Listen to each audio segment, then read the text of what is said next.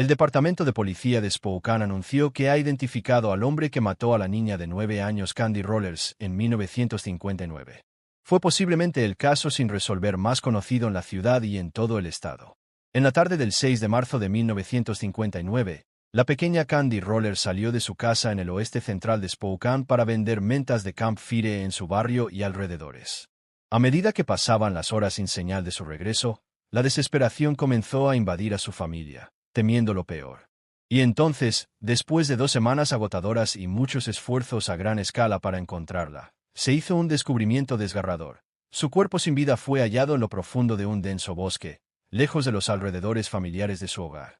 A pesar de una investigación larga e incansable por parte de los detectives, el misterio que rodeaba su muerte permaneció sin resolver durante muchas décadas. Pero eventualmente, la verdad salió a la luz más de 6 décadas después. Entonces, ¿qué le pasó exactamente a Candy? ¿Se perdió en el bosque y cayó presa de un animal salvaje, o sufrió un destino aún peor? Hola y bienvenidos de nuevo a este canal de misterios. Hoy estamos examinando uno de los casos sin resolver más antiguos que se han solucionado, el caso de Candy Rollers. Pero primero, si todavía no te has suscrito a nuestro canal, por favor considera presionar el botón de suscribir y la campana de notificaciones para que no te pierdas ningún vídeo más. Así que, sin más preámbulos, vamos a sumergirnos directamente en este misterio. El caso de hoy nos lleva a Spokane, una ciudad ubicada en el estado de Washington, en Estados Unidos. Es conocida por su rica herencia cultural y su belleza natural, lo que la convierte en un destino popular para los entusiastas de las actividades al aire libre.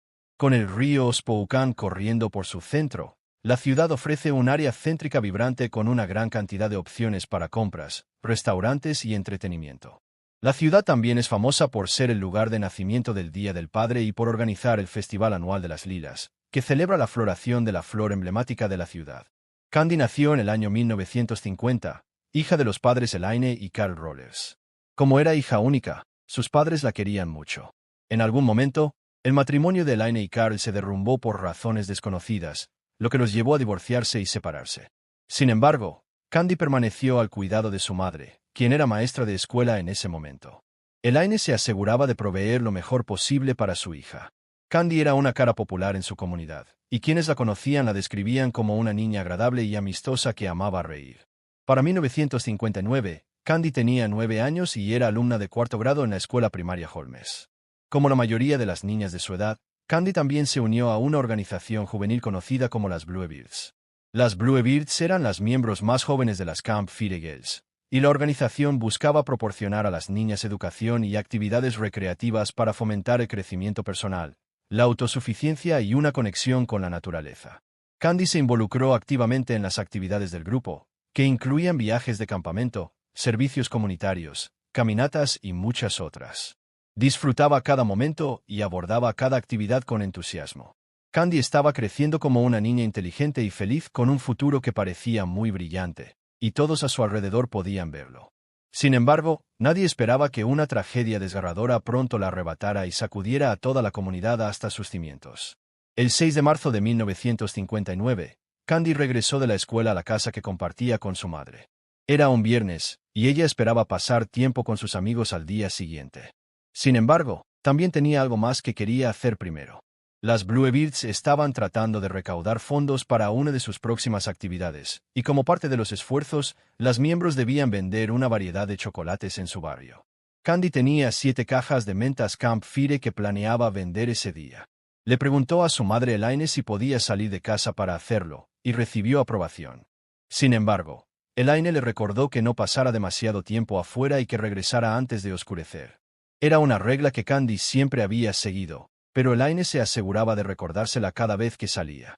Si Elaine hubiera sabido que ese día en particular sería diferente, nunca habría dejado que su hija saliera de la casa. Candy comió un bocadillo rápido de una galleta de avena y también jugó brevemente con el perro de la familia. Luego, tomó las cajas de mentas Camp Fire y salió de la casa. La hora era alrededor de las 4 de la tarde. Había varias niñas de su edad vendiendo chocolates de puerta en puerta esa tarde fatídica, y ella se unió a ellas. Nadie sabe exactamente qué pasó después, pero Candy nunca regresó a casa. Alrededor de las 5:30 de la tarde, Elaine comenzó a preocuparse. Sabía que no era típico de Candy quedarse afuera tan tarde. A medida que los minutos pasaban lentamente, parecieron horas para Elaine, y ella seguía escuchando por el sonido familiar de los pasos de Candy acercándose a la casa, pero nunca llegaron. Alrededor de las 6 de la tarde, su ansiedad se había disparado, y estaba segura de que algo había salido mal. Rápidamente informó al abuelo de Candy, Stanley Newton, sobre la situación. Otros familiares, amigos y vecinos también fueron informados de que Candy no había regresado a casa, y para las 6:30 de la tarde, un pequeño grupo de personas estaba afuera buscándola. Comenzaron preguntando a la gente en el barrio si sabían dónde estaba, y algunas personas confirmaron que la habían visto caminando más temprano, sosteniendo las cajas de mentas Camp Fire que estaba vendiendo, pero nadie parecía saber exactamente dónde podía estar ahora. Alrededor de las 7 de la tarde, el abuelo de Candy, Newton, y sus amigos casi fueron atropellados por un auto a toda velocidad, pero lograron saltar fuera del peligro. El susto los dejó conmocionados, pero su atención rápidamente volvió a encontrar a Candy. A medida que el cielo se oscurecía, a pesar de las dificultades de buscar en la luz menguante, los hombres se aferraron a la esperanza de que Candy fuera encontrada sana y salva antes de la noche. En algún momento, las autoridades también fueron notificadas sobre la niña desaparecida, y pronto oficiales de policía y ayudantes del sheriff se unieron a la búsqueda. Alrededor de las 9 de la noche ese mismo día, un grupo de buscadores encontró algunas cajas de mentas Camp Fire. Estaban tiradas a lo largo de Pettit Drive, y muchos creyeron que eran las mismas cajas que Candy había estado vendiendo. 6 cajas de mentas Camp Fire fueron encontradas esa noche, pero Candy había salido de casa con 7. La búsqueda de esa noche resultó infructuosa. No había señal de Candy en ninguna parte. Elaine apenas pudo dormir un ojo durante toda la noche. Muchos pensamientos corrían por su mente, y se preguntaba si su hija estaba bien. La incertidumbre era demasiado para soportar, y lloró en silencio y rezó para que Candy regresara a casa sana y salva. La mañana siguiente era sábado, y para entonces casi todos en la ciudad habían recibido la noticia de que Candy estaba desaparecida. Personas bien intencionadas salieron en grandes números para comenzar la búsqueda del día. Oficiales montaron a caballo y en vehículos para llevar a cabo la búsqueda. Miraron a través de los bosques y a lo largo de las carreteras principales. La Fuerza Aérea también asistió en la búsqueda proporcionando un helicóptero. La aeronave fue abordada por 4 personal capacitado y un piloto, y la llevaron al aire. Mientras volaban sobre el río Spokane, el piloto no vio un cable de alta tensión hasta el último momento y terminó chocando contra él. El efecto fue inmediato. El helicóptero salió de control y se estrelló en el río Spokane, matando instantáneamente a 3 de los 5 hombres a bordo. El aviador Merle Cederay, el sargento William A. McDonnell y el teniente Kenneth G. Fatech fueron los 3 hombres que trágicamente perdieron sus vidas ese día. Todos los que se habían unido a la búsqueda de Candy se entristecieron por el evento trágico, pero hizo poco para desanimarlos de buscarla. Permanecieron decididos y, por lo tanto, intensificaron sus esfuerzos. Ninguno de ellos quería que la muerte de los 3 héroes fuera en vano. Pero a pesar de los mejores esfuerzos de todos, no tuvieron suerte en localizar a Candy durante varios días. Era como si simplemente hubiera desaparecido sin dejar rastro. Con cada día que pasaba y Candy permanecía desaparecida, Elaine comenzaba a parecer una sombra de sí misma. Se negaba a tocar sus comidas y constantemente miraba al vacío. No saber el paradero de su única hija la estaba volviendo loca lentamente. La carga en su corazón era demasiado para soportar. El 22 de marzo de 1959 marcó 16 días desde que Candy había desaparecido, y fue el día en que la encontraron. Esa tarde, 2 aviadores llamados Howard Lawrence y Richard Bergen estaban cazando marmotas en un área boscosa a unos 11 kilómetros de la casa de Candy. Al llegar a un pequeño claro en el bosque, notaron un par pequeño de zapatos de ante azul. La delicada artesanía de los zapatos y el tamaño pequeño indicaban que pertenecían a un niño. Estaban perplejos y se preguntaban cómo los zapatos habían llegado allí, tan lejos de la ciudad. Después de mirar alrededor y esperar un rato para ver si alguien salía a reclamar los zapatos, los recogieron y regresaron a la base. Los 2 hombres no pudieron dejar de hablar sobre el descubrimiento que hicieron en el bosque, y la noticia se extendió como un incendio. Los zapatos fueron entregados a la policía, quienes contactaron al abuelo de Candy para ver si podía identificarlos. Tenían una fuerte sospecha de que los zapatos pertenecían a la niña pequeña que habían pasado varios días buscando. Cuando el abuelo de Candy vio los zapatos, les dijo a los oficiales de policía que efectivamente se parecían a los que ella había usado en el pasado. Con esta confirmación, los oficiales decidieron enfocar su búsqueda en el área donde se habían encontrado los zapatos. Como había oscurecido, realizar una búsqueda sería difícil esa noche, por lo que acordaron esperar hasta la mañana siguiente. El día siguiente era domingo, y al amanecer, un equipo de oficiales y voluntarios había llegado al claro donde se habían encontrado los zapatos. Inmediatamente comenzaron a revisar el área, pero inicialmente no encontraron nada.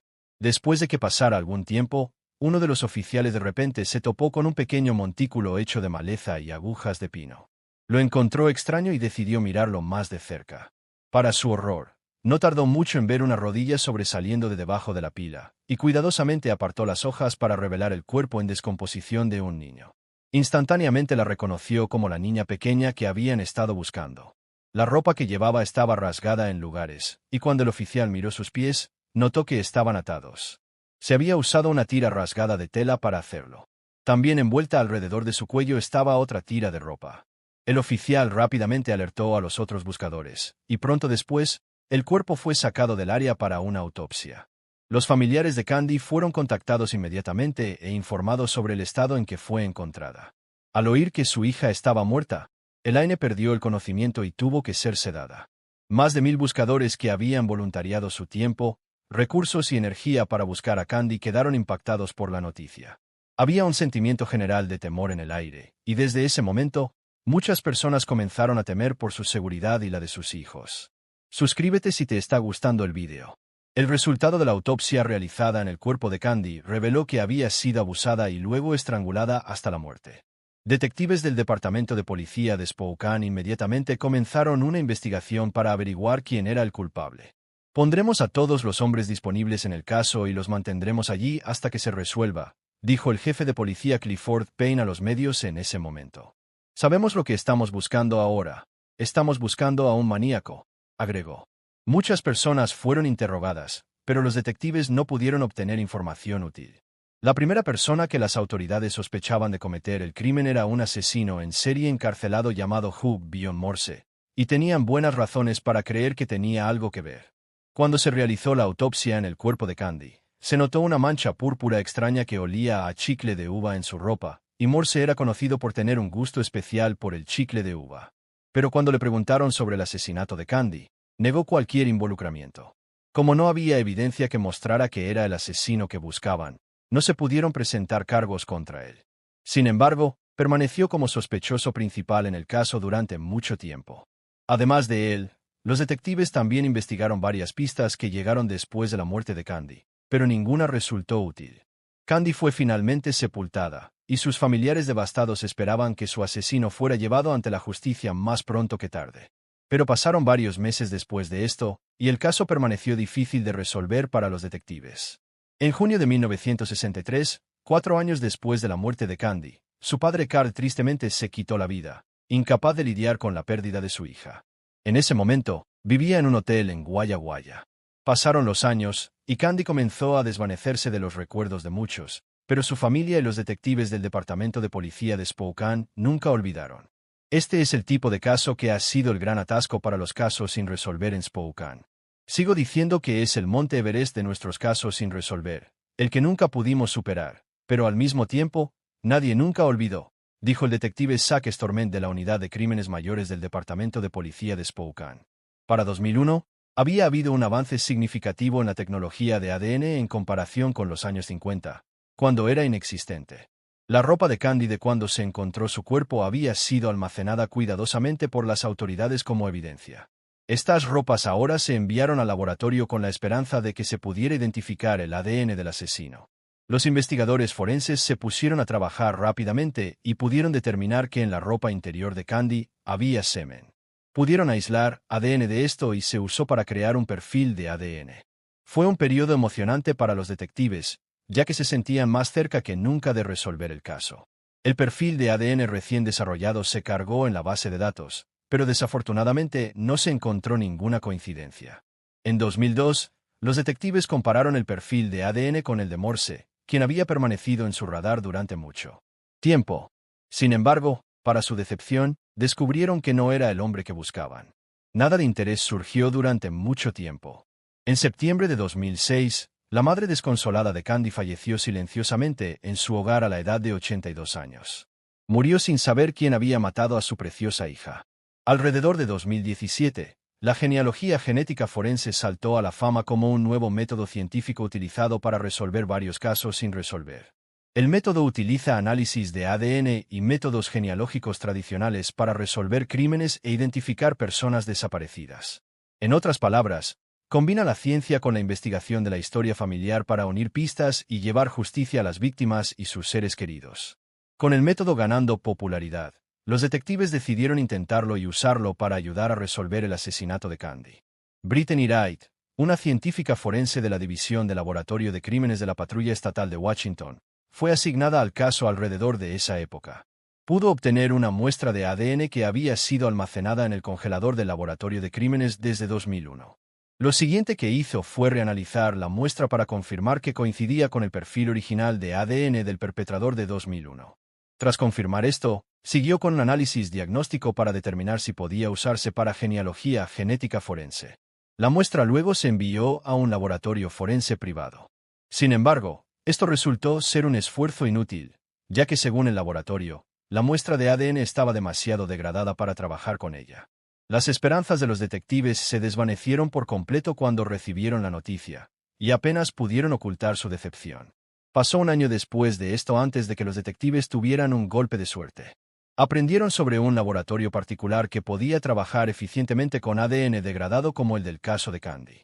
El laboratorio se llamaba Outram y estaba ubicado en Texas. Brittany se comunicó con ellos para preguntar si el caso de Candy era elegible. Al recibir una respuesta positiva, envió una pequeña cantidad de la muestra de ADN restante para pruebas. 6 meses después, el laboratorio regresó con un resultado. 3 hermanos habían sido identificados como posibles sospechosos. Sus nombres eran John Andrew, Terry y Hoff. Resultó que los 3 estaban muertos hacía mucho tiempo. Tras una investigación adicional, los detectives descubrieron que uno de los hombres, John, tenía una hija llamada Katy. Decidieron contactarla para informarle que estaban investigando a su padre fallecido. Para ese momento, ya había buscado sobre una niña asesinada en 1959, así que sabía quién era, dijo Katy. Proporcionó a los detectives una muestra de ADN, que luego se analizó, y el resultado fue asombroso. Reveló que era 2.9 millones de veces más probable que el ADN de Katy estuviera relacionado con el perfil de ADN del sospechoso que con la población general. Con esto, los detectives se convencieron más de que John era el asesino que habían estado buscando durante décadas. Hicieron una verificación de antecedentes sobre él y descubrieron que, además de crecer en Spokane, vivía a unos 1.600 metros de la casa de Candy en el momento del asesinato. También tenía un pasado problemático. En 1956, a la edad de 17 años, se alistó en el ejército. Sin embargo, en 1961, 2 años después de la muerte de Candy, fue arrestado por agredir a una mujer. Según los informes, se había acercado a la mujer y usado la fuerza para quitarle la ropa mientras ella luchaba y gritaba pidiendo ayuda. Luego usó la ropa para atarla antes de intentar estrangularla. Afortunadamente, la mujer sobrevivió al calvario. Por el crimen, John pasó 6 meses en prisión, y cuando salió, el ejército lo etiquetó como desertor y lo dio de baja del servicio. Después de esto, John llevó una vida bastante normal. Trabajó como vendedor puerta a puerta y también en un aserradero para ganarse la vida. Sin embargo, a la joven edad de 31 años, terminó quitándose la vida. Además de esto, los detectives también descubrieron una posible conexión entre John y Candy. La hermanastra de Hoff era una niña Camp Fire de 10 años en el momento del asesinato de Candy y había asumido el rol de hermana mayor de Candy en el programa. Los detectives creían que así era como John podría haber conocido a Candy. Cuando los detectives descubrieron todo esto sobre John, decidieron dar un paso final para confirmar que era el asesino de Candy.